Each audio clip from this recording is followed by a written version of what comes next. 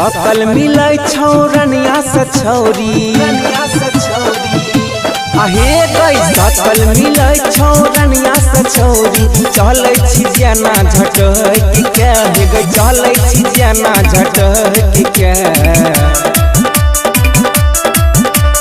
बंसी के मॉडल बना देबो बरकी नाचे ठुम ठुमक के हे गई बंसी के मॉडल बना देबो छोड़िया नाचे ठुम ठुमक के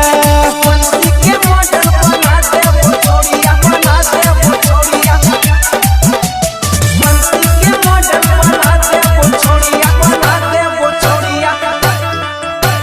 बंसी के मॉडल बना देबो छोड़िया बना देबो छोड़िया बंसी के संग में वीडियो बनाई है पूरा मिथिलांचल में नाम कमाई है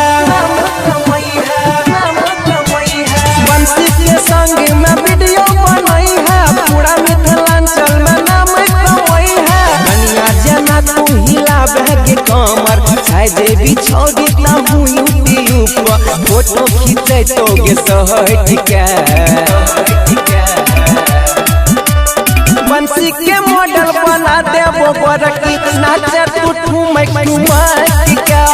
बंसी के मॉडल बना देबो बरकी नाचे ठुमक ठुमक के बंसी के मॉडल बना देबो छोड़िया बना देबो छोड़िया बंसी के मॉडल बना देबो छोड़िया बना देबो छोड़िया बंसी के मॉडल बना देबो छोड़िया बना देबो छोड़िया गामे में जब जब आवे बराती नाचल जाए छहिला के छाती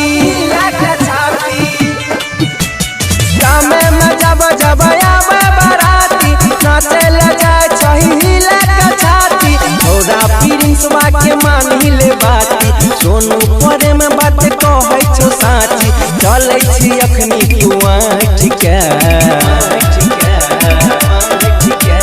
बंसी के मॉडल बना देबो बरकी नाचे ठुमक ठुमक के हे गे बंसी के मॉडल